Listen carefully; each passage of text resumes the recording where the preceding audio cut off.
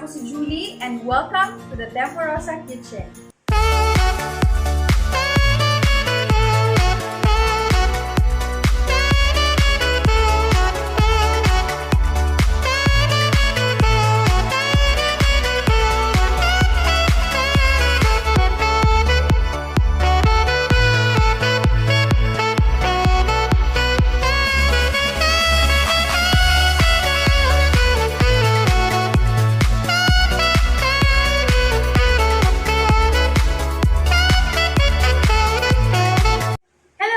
Welcome back sa aming channel. Today ay may bago na naman tayong ituturo sa inyo. And ito ay ang paggawa ng Pansit Bato. Pansit Bato? Pansit Bato? Yun, Pansit. But I researched, okay, na-research ko to kung bakit Pansit Bato ang tawag sa Pansit Bato. It's because originally it's a native noodles na gawa from the province of Bicol. And ang tawag dun sa lugar kung saan ginagawa ang Pansit Bato ay bato. Itong recipe na to na ituturo ko sa inyo is very simple and medyo upgraded siya ng konti kasi mas marami pang sahog. Pero kung ikaw mas bet mo marami pang sahog, pwede ka maglagay sa protein mo, maglagay ka ng lechon kawali or whatnot, it's still good. So protein, pwede kang pumili ng it's either pork, shrimp, or chicken. So gagamitin natin naman today is pork.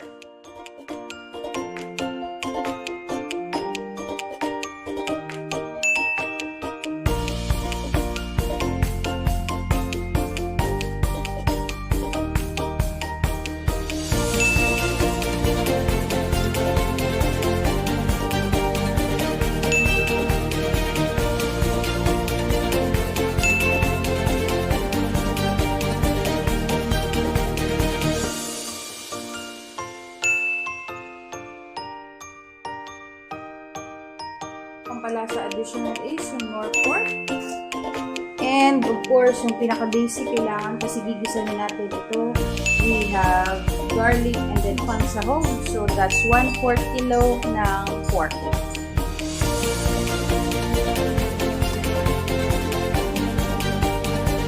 Okay, kasi yun lang yung available na meron kami dito sa bahay.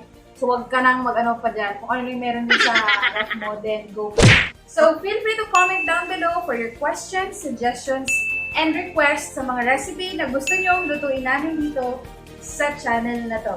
Alright, without further ado, let's start our cooking. Okay, so first and foremost is of course ang ating cooking oil. 1 tablespoon will be good. Always na ginagamit ko kapag nagigisa, just konting oil lang talaga. 1 tablespoon. Unless nagpiprito tayo ng deep fried, then marami ilalagay natin. Of course, the basic sa panggisa, garlic and sibuyas. So let's put the garlic.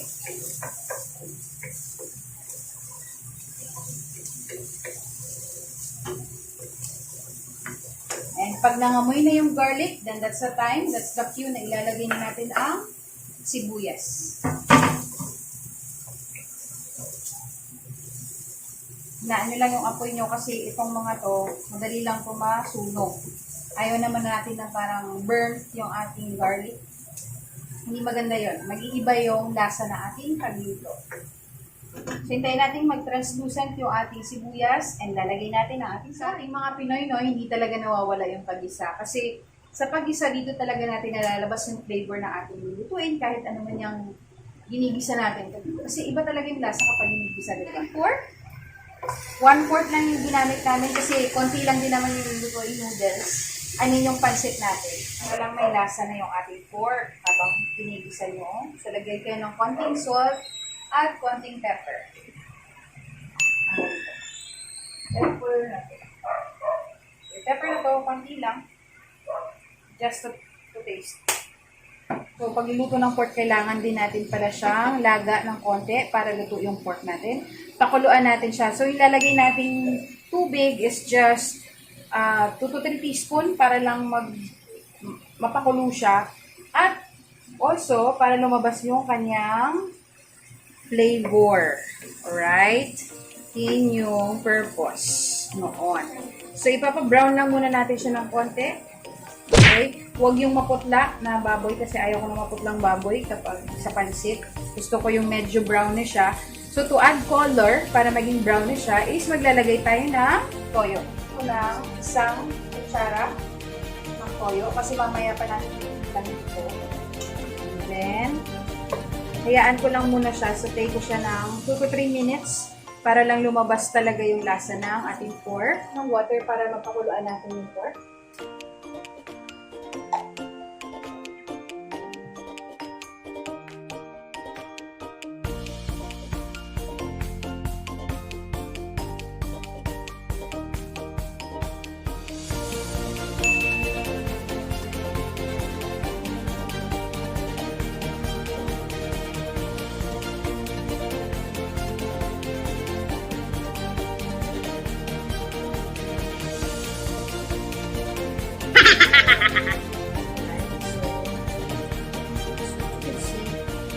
It's colorful already. So we have protein, we have vegetables, healthy.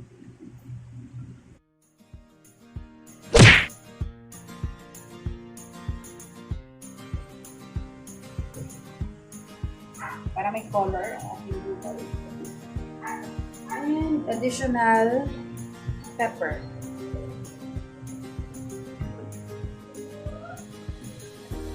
Ito inubos. Nati ko lang. Gusto niyo maglagay ng magic sarap, then be fine, or any pang palasa na pangbisa sa gulay, good for you. Okay.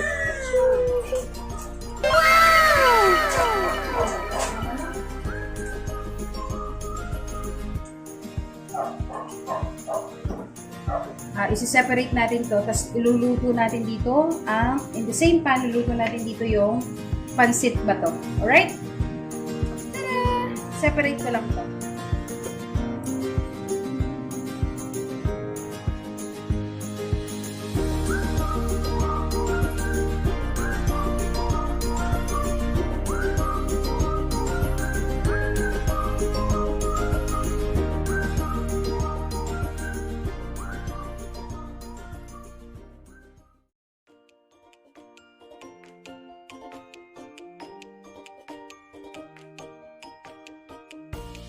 Okay. So, this time, iwan ko din itong soup kanina ng mga gulay. Dadagdagan ko lang siya ulit ng isang basong water. Okay. Para lang enough na may luto. Sarap kapag maraming pepper, no?